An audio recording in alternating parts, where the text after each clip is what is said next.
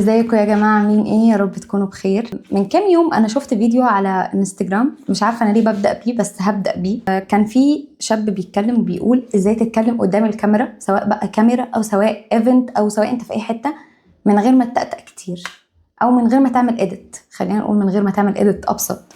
فبصراحة عجبني قوي الفكرة وحسيت ان كل كلامه فعلا فعلا حقيقي. فهحاول في الفيديو ده ان انا ما اعملوش اديت كتير. من فترة معينة انا كنت بعمل لكم الفيديو ده وكنت ناوية ان انا انزله على انستجرام، ولكن لقيت المدة بتاعته طويلة جدا. فلما سألتكم في الستوري عندي قلتولي نزليه على يوتيوب، بحيث اصلا يعني ابقى براحتي واتكلم معاكم براحتي بقى، من غير اديت، من غير التزام بمدة معينة وهكذا. فيلا بينا. ازاي بدأت صناعة المحتوى وازاي انت كمان تبدأ صناعة محتوى؟ انا بدأت من الأوضة دي، ولا ما كنتش بصور بموبايل ساعتها، انا كنت بصور بده، تابلت المدرسة، لان كان عندي تو اوبشن، يا اما اختار لابتوب كويس يا اما اختار موبايل كويس، ده هي البادجت كده. فساعتها اخترت اللابتوب علشان كنت عايزة اتعلم مهارة، ومن المهارة دي اعمل كونتنت.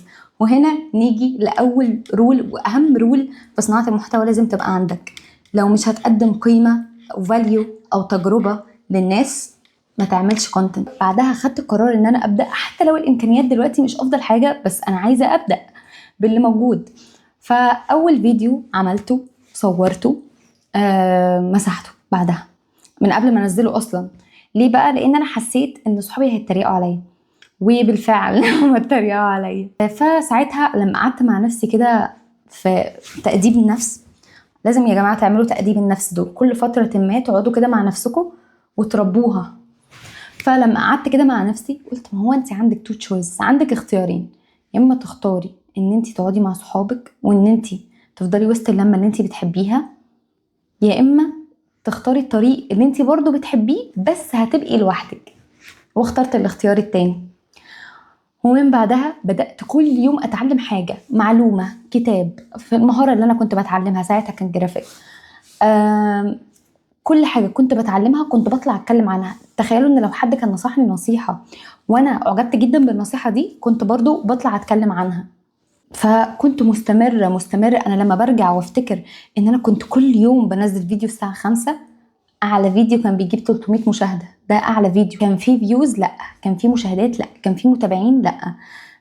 كان في ايه؟ كان في 1000 فيو. بالنسبه لي كلمه فايرال، او يوم ما اقول ان الفيديو ده فايرال، كان بيكون هو جاب 1000 فيو. ومن بعدها بدات موجه صعبه جدا، وهي موجه الانتقادات.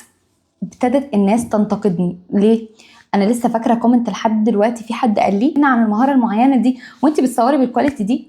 فساعتها اللي هو ايه يعني، جت على الجرح. ليه؟ لان انا كنت عارفه ان الكواليتي وحشه جدا، الكواليتي فعلا كانت وحشه، بس انا مش عارفه يعني اعمل ايه. طب ما هو عارف ان انت عندك القدره، عارف تعرف تعمل الحاجه كويس، ما عندكش لسه الامكانيات، ما عندكش التولز اللي تساعدك. فساعتها ما كانش عندي اوبشن ان انا اصلا ما اكملش عشان كلام حد. فساعتها كملت وابتديت وفضلت مستمره، والحمد لله بدات الدنيا تقوم ببطء شويه، بس كان عندي ايمان بربنا سبحانه وتعالى وايمان بنفسي ان انا هوصل لنقطه معينه. استيل لحد دلوقتي الحمد لله عندي الايمان ده مستمر، رغم ان كل حاجه حواليا او كل الناس اللي حواليا مثلا ممكن تقولي ايه اللي انت بتعمليه ده، اللي انت بتتعلميها دي، ايه الكلام ده، ايه ده. ما كنتش مهتمه انا اصلا من زمان وانا صغيره بصراحه.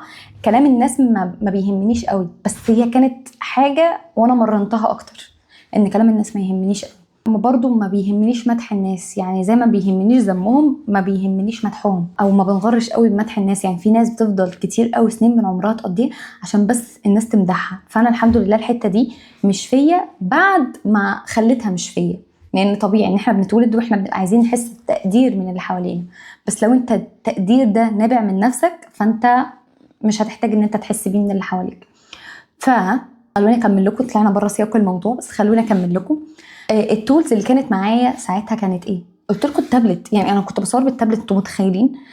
رينج لايت ده بابا كان جايبهولي لما قلت له انا عايزه ابدا في الكونتنت كريشن واقدم محتوى كويس يا بابا وكده. فهو ساعتها جاب لي رينج لايت، بس ما كانش معايا مايك بقى، بقول لكم تابلت يعني ما كانش معايا مايك ولا اي حاجه من الحاجات دي. لو هتسالني ازاي ابدا الكونتنت كريشن، لا هقول لك بكورس ولا هقول لك بكاميرا ولا هقول لك بمايك. الفكره كلها في ان انت تبدا، بس قبل ما تبدا لازم تكون عندك قيمه حقيقيه هتقدمها للي هيسمعك. الناس دلوقتي ما بقتش عايزه كونتنت كتير، الناس دلوقتي عايزه تسمع حاجه تفيدها فعلا، يقولوا بعد ما يسمعوا الفيديو بتاعك انا مبسوط ان انا سمعت الكلام ده. اشوفكم الفيديو الجاي، قولوا لي في الكومنتس برضو عايزين الفيديو الجاي يكون عن ايه. وعايزه اشارككم حاجه صغيره. الفتره الجايه هنغير كتير قوي في الكونتنت بتاعي اللي انا كنت بقدمه.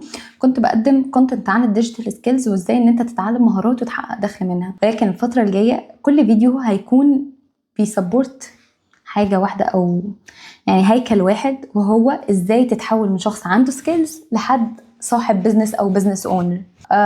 وخلال الفترات اللي فاتت برضو الناس كتير كانت بتحسب رؤية بقى بتتعلم مهارات كتيرة علشان تبقى شخص عنده مهارات كتير وكده، ولكن لا. الفكرة كلها ان انا لما كنت عايزة البيزنس بتاعي يطلع للنور كنت عايزة يكون في سيستم داخلي، في معرفة حقيقية وفي خبرة حتى لو مش بالسنين الكبيرة، بسنتين 3 بس الحاجات دي كلها تكبر البيزنس ده. فدي حتة بسيطة كده حبيت اشارككم فيها عشان الفيديو الجاي هيبقى عن حاجة قريبة من ده. اشوفكم الفيديو الجاي.